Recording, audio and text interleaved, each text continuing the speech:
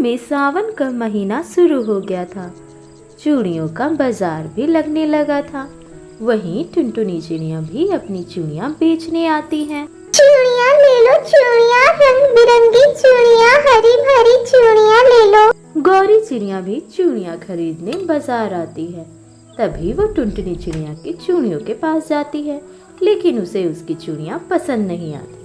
फिर वह मीनू चिड़िया के पास जाती है। मीनू चिड़िया, तुम्हारी चूड़ियाँ तो बहुत ही सुंदर है, बिल्कुल कुम्मू मिक्कू की तरह। तुम्हें पता है मेरे कालू जी भी ऐसे ही शहर से डिजाइन लेकर आते हैं। ये वाला डिजाइन बिल्कुल लेटेस्ट डिजाइन है।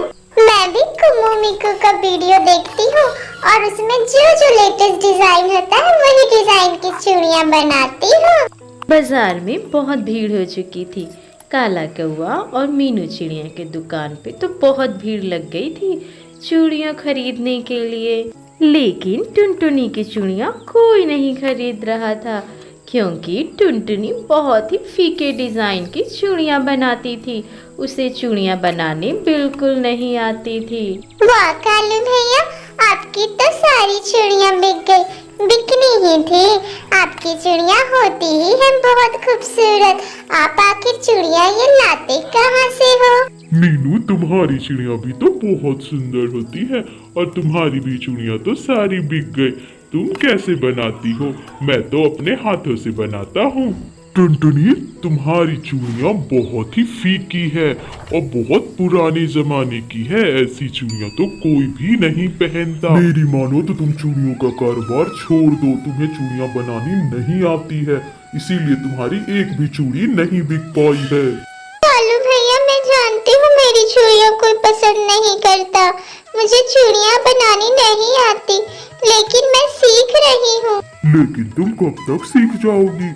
कुछ ही दिनों में सावन का महीना खत्म हो जाएगा, फिर हमसे कोई चूड़ियाँ नहीं खरीदेगा। टुनटुनी बहन, तुम कालू भैया का बुरा मत मानो।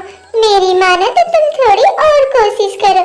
देखना तुम बहुत जल्दी बहुत अच्छी चूड़ियाँ बनाओगी। तुम्हारा बहुत बहुत शुक्रिया मीनू बहन। मैं बहुत जल्दी बहुत सुंदर सुंदर चूड़ियाँ बनाऊंगी और सभी को बहुत पसंद आएगी। अच्छा, तो मैं चलती हूँ टुनटुनी। मेरी सारी चूड़ियाँ बिक गई हैं और मेरे बच्चे भी मेरा इंतजार कर रहे होंगे। टुनटुनी बाजार में अकेली पड़ जाती है। सभी को चूड़ियाँ बेच के वहाँ से चले जाते हैं। तभी वहाँ बूढ़ी दादी आती है।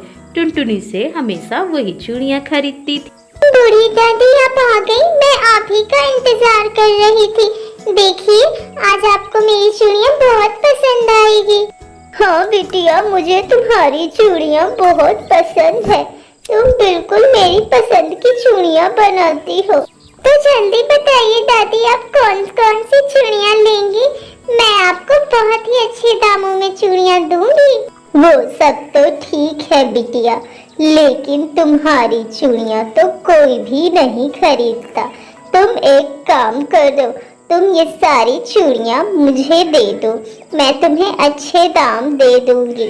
हाँ दादी, सब कहते हैं मेरी चूड़ियाँ पुराने जमाने की है, कोई मेरी चूड़ियाँ नहीं खरीदता है। तुम निराश मत हो बिटिया, तुम्हारी चूड़ियाँ एक दिन सभी कोई जरूर खरीदेंगे। नहीं दादी, ऐसा कभी नहीं होगा। मुझे चूड़ियाँ बनाने बिल्कुल नहीं आती, कोई मुझसे चूड़ियाँ नहीं खरीदेगा। बिटिया निराश मत हो, ये लो, ये तुम किसी बर्तन में डाल देना और साथ में चूड़ियाँ भी डाल देना। देख लेना, रात भर में तुम्हारी चूड़ियाँ बिल्कुल सुंदर और लेटेस्ट डिजाइन की बन जाएगी। बूढ़ी दादी की बात मान के टुनटुनी चिड़िया उस हीरे को ले आती है। जैसा जैसा वो बोलती है वो कोशिश करती है। वो एक बर्तन ले आती है और उस हीरे को उस बर्तन में डाल देती है। फिर धीरे धीरे करके सारी चूड़ियाँ एक एक करके उस बर्तन में डाल देती है और फिर जाके रात में वो सो जाती है। जब वो सुबह उठती है तो देखती है कि उसकी चूड़ियाँ बहुत ही सुंदर और लेटेस्ट डिजाइन की बन चुकी थी। ये चूड़ियाँ कितनी खूबसूरत है। कालू भैया और मीनू चिड़िया के भी चूड़ियों से खूबसूरत। आज तो सारी चूड़ियाँ मेरी बिक जाएगी। टुनटुनी बाजार चली जाती है। उसकी चूड़ियाँ बहुत ही खूबसूरत थी और बिल्कुल लेटेस्ट डिजाइन की थी। सभी चूड़ीदार उसकी चूड़ियां देख के चौंक जाते हैं। टुनटुनी, तुम रातों रात चूड़ियां बनाना कैसे सीख गई हो? तुम्हारी चूड़ियां तो बहुत सुंदर है। हाँ टुनटुनी बहन, तुम्हारी चूड़ियां तो बहुत सुंदर है। तुमने ऐसी चूड़ियां बनानी कहाँ से सीखी है? बाजार शुरू हो जाता है। सभी चिड़ी और चिड़िया सब टुनटुनी की चूड़ियां ही खरीदना चाहते थे। टुनटुनी की चूड़ियां सारी बिक जाती है। अच्छा मीनू चिड़िया, तो मैं चलती हूँ, मेरी आज सारी चूड़ियां बिक गई है। कालू भैया, टुनटुनी तो चूड़ियां बेच के चली गई, लेकिन हम दोनों की एक भी चूड़ियां नहीं बिक पाई है। मैं भी वही सोच रहा हूँ मीनू कि आखिर टुनटुनी को ऐसी कौन सी जादुई चीज हासिल हो गई है। कालू भैया, मैं तो ये सोच रही हूँ कि अगर आज मेरी चूड़ियां नहीं बिकेगी तो मैं अपने बच्चों को क्या खिलाऊंगी। तुम चिंता मत करो मीनू, मैं जल्द ही पता करता हूँ।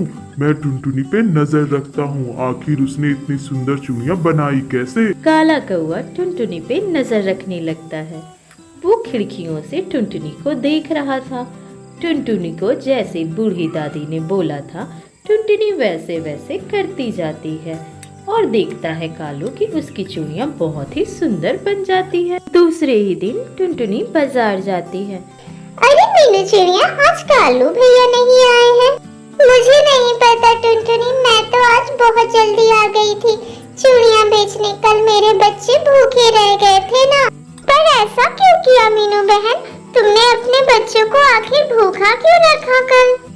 कल मेरी एक भी चूड़ियां नहीं बिक पाई थी, इसीलिए मेरी कमाई नहीं हो पाई।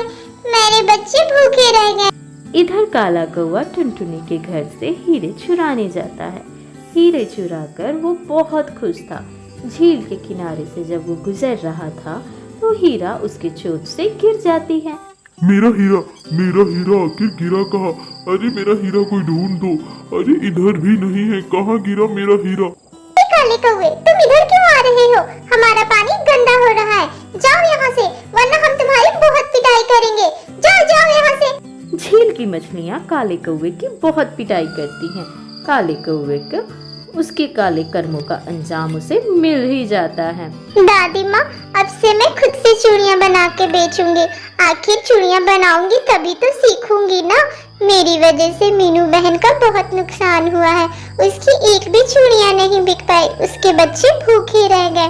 तुम ये बहुत अच्छी बात बोली बिटिया।